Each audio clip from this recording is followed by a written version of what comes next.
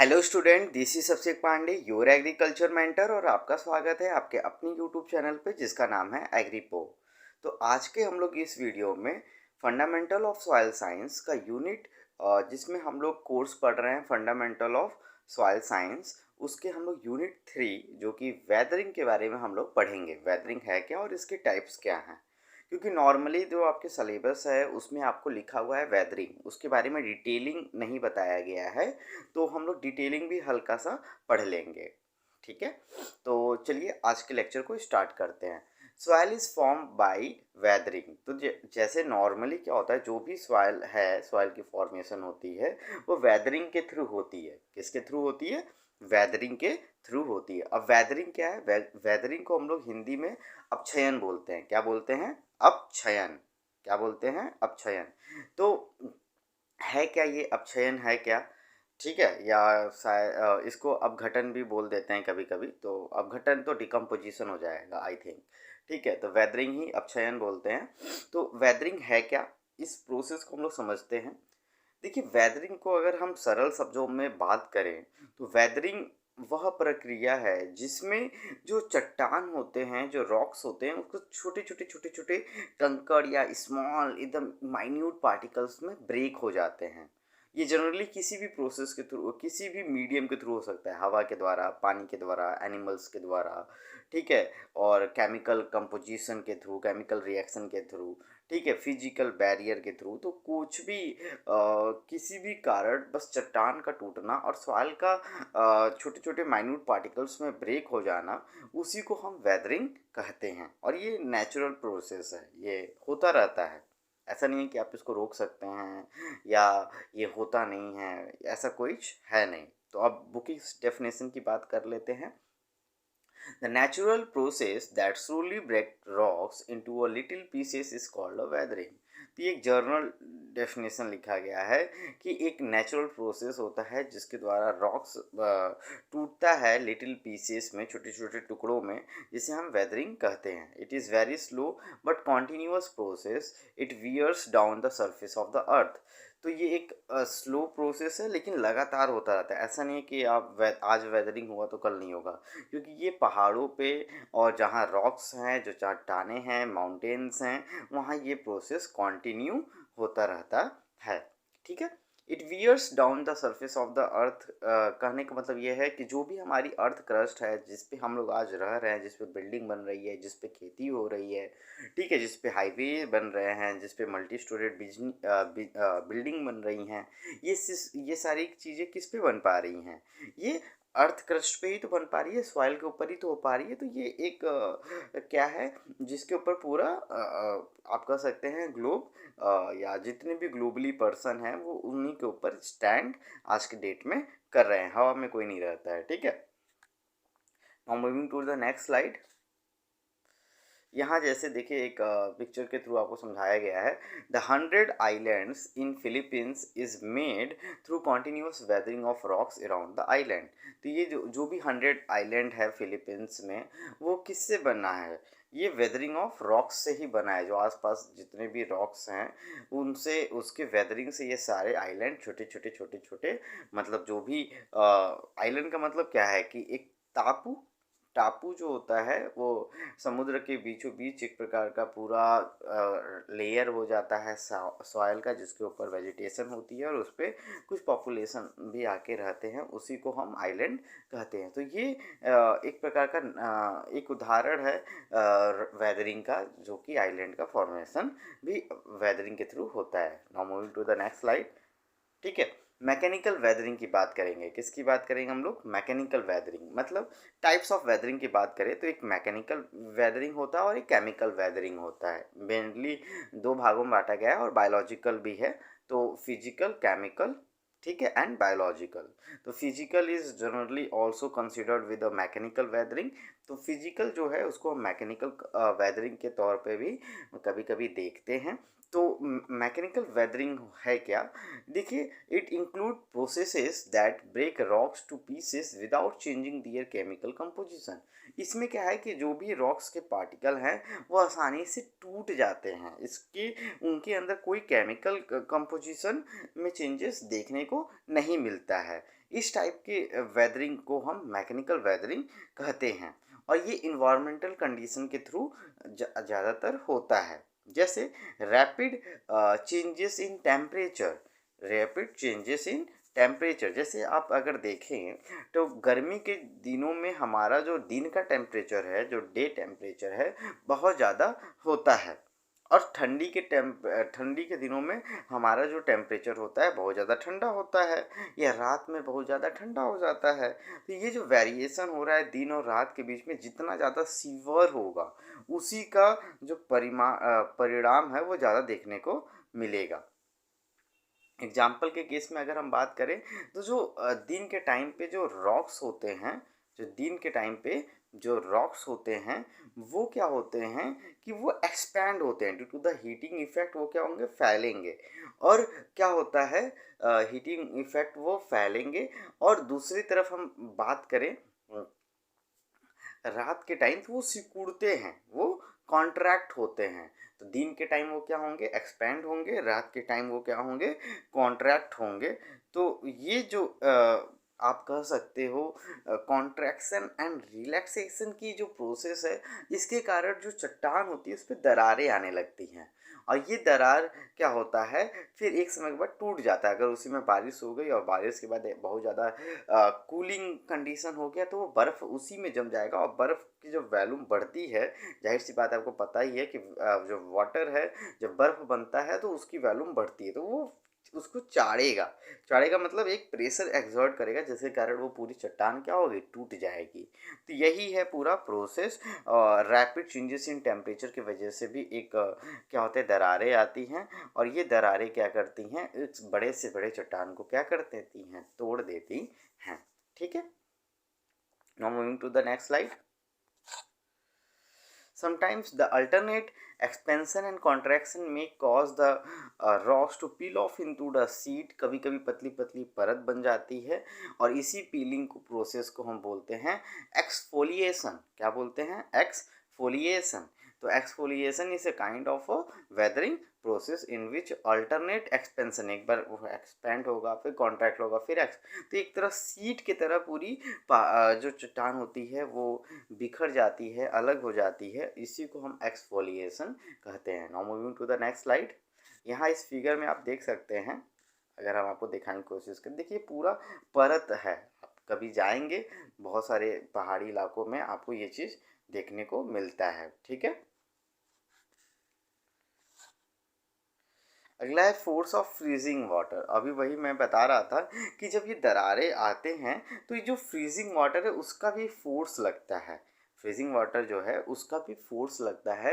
इसमें होता क्या है कि उस जो क्रीवसेस बनते हैं, जो दरारें बनते हैं, उसमें पानी आके स्टोर हो जाता है। पानी, बारिश का पानी रुक जाता है और वो क्या होगा, फिर जब ठंडी आएगी तो वो बारिश का पानी क्या होगा, तुरंत फ्रीज हो जाएगा। या टेम्परेचर बहुत ज़्यादा ठंडा है तो वही बारिश का पानी क्या होगा, फ्रीज हो जाएगा और वो क्या करेगा, एक्सपेंड होगा, वो फैलेगा, उसकी वॉल्यूम बढ़ेगी।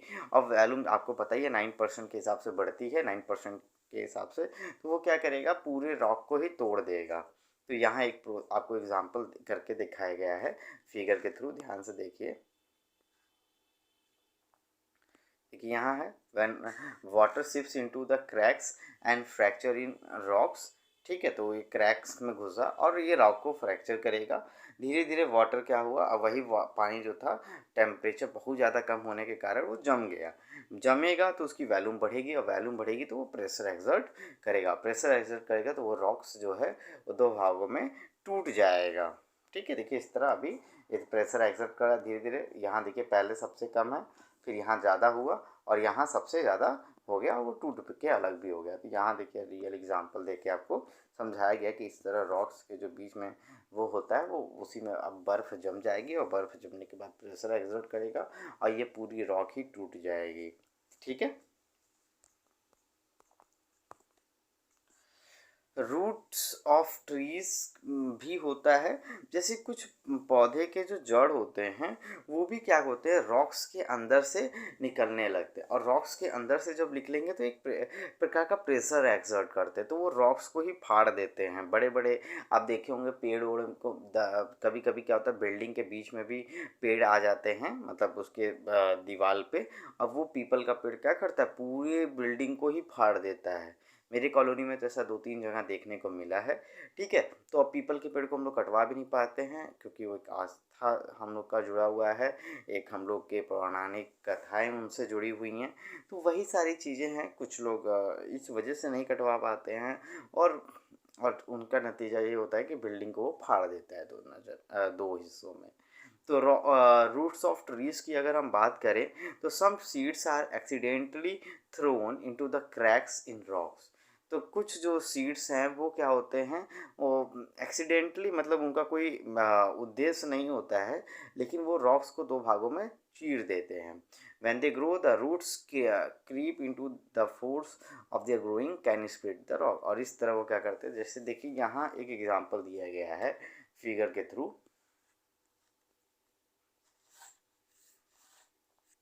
ये रॉक्स है, देखिए रॉक्स के बीच में ये पेड़ निकला है, जड़, और इसके जड़ का इम्पैक्ट इतना है कि रॉक्स को ही क्या किया, चीर दिया।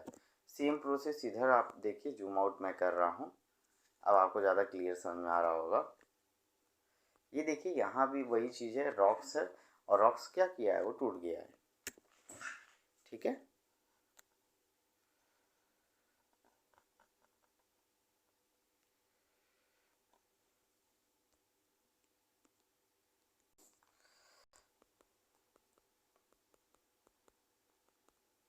Now moving to the next slide. Burrowing animals का मतलब यहाँ यही है कि कुछ एनिमल्स ऐसे होते हैं जो मिट्टी के अंदर क्या होते हैं, अपना घर बनाते हैं। उनका जो हैबिटेट है वो सॉइल्स हैं, जैसे कि अर्थवर्म है। ये क्या करते हैं, पूरे सॉइल को क्या करते हैं, फिल्टर आउट करते हैं, उनको छानने का काम करते हैं, उनके जितने भी मटेरियल है उसको खाते हैं और फिर एक्सक्रीट करते हैं। वही जो एक्सक्रीट है वो मिट्टी की जो फर्टिलिटी स्टेटस है उसको बढ़ाती है। तो animals such as earthworm and larva of other insect dig into the rocks and exposing fresh surface to the further weathering। और इस तरह क्या होता है कि ये अगर ये रॉक्स उसके अंदर भी अपना घर बनाते हैं निचली सतह पे, अब वो निचली सतह के कारण क्या होता है, रॉक्स नीचे से खोखला हो जाता है, अब वो एक दिन ढह जाता है। सिंपल बात, अगर कोई मेन बड़ा से बड़ा पेड़ भी है, अगर उसके रूट सेक्शन पे आप होल करना स्टार्ट कर दोगे तो वो एक एक दिन ऐसा आएगा कि वो पेड़ क्या होगा, गिर जाएगा। तो सेम प्रोसेस यहाँ भी हो रही है, बड़े से बड़े रॉक्स को भी वो छोटे छोटे टुकड़े कर दिए जाते हैं, तो इसी को हम वेदरिंग कहते हैं। हवा के द्वारा भी विंड होता है, जो विंड जो अगर जो हवाएं चल रही हैं, the moving air is known as wind. तो जो हवाएं चल रही हैं तो वो क्या करते हैं, एक प्रेशर एक्सर्ट करती हैं, रॉक पार्टिकल्स अपने साथ लेकर आते हैं, और वो रॉक पार्टिकल्स जो हैं वो उस रॉक्स के ऊपर एक दरार का काम करते हैं। ठीक है, जिसके कारण जो बड़ी बड़ी चट्टानें हैं वो भी क्या होती हैं, धीरे धीरे धीरे धीरे कर कर टूट जाती हैं। एक एग्जांपल देके यहाँ समझा जाए, देखिए देखिए इस वाले चट्टान में क्या हुआ है, पूरा एक होल हो गया, बीच में एकदम क्लियर दिख रहा है व्यू। ठीक है, और ये ऐसा क्यों हो गया, क्योंकि जो हवाएं चलती हैं वो एक एक असर डालती हैं, और उस असर के कारण क्या हुआ है कि टूट गया है। ठीक है, जो चट्टान है पूरी तरीके से टूट गया है।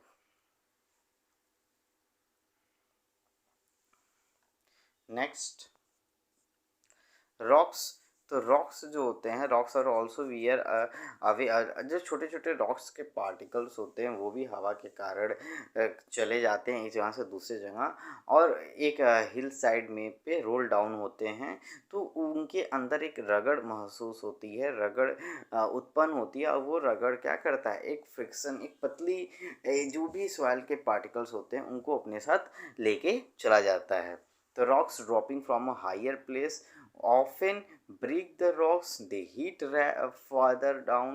Small pieces of rocks like sand gravels may scratch other rocks and they carried off water। तो सिंपल बात यहाँ यही कहना चाह रहा है वो कि रॉक पार्टिकल्स जो होते हैं वो जो कि सैंड सिल्ट क्ले हैं, तो बड़े पार्टिकल्स क्या करते हैं अपने साथ साथ छोटे पार्टिकल्स को भी लेके चले जाते हैं, जिनके कारण रॉक्स के नॉर्मली जितने भी कॉन्स्टिट्यूएंट हैं वो कमज़ोर होने लगते हैं। जब भैया सैंड सिल्ट क्ले रहेगा ही नहीं, ग्रेवल रहेंगे ही नहीं, तो धीरे धीरे वो रॉक्स क्या होगा, अंदर से हॉलो होने लगेगा, खोखला होने लगेगा, और वो क्या होगा कि पूरी तरीके से एक दिन वो चट्टान ढह जाएगा, टूट जाएगा छोटे छोटे पार्टिकल्स में। The beating force of water can break the, जब जैसे देखते हैं आप कि जब बारिश होती है तो बारिश का जो पानी के बूंदे होती हैं उनका भी एक प्रेशर एग्जर्ट होता है।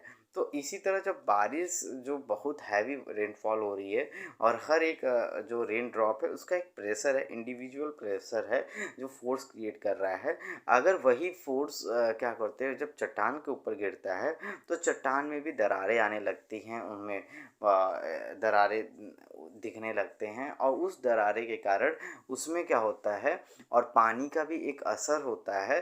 ठीक है, एक पानी भी अगर दरार तो हो ही रही है, साथ में पानी बहुत फ्लो के साथ अगर उस चट्टान के आसपास आया तो वो जाहिर सी बात है चट्टान को लेके चला जाता है। ये surface are smoother and they are more rounded in shape, pebbles and sea shore some rounded by the same reason. तो ये जो पेबल्स वेबल्स का निर्माण होता है वो इन्हीं के कारण हो पाता है।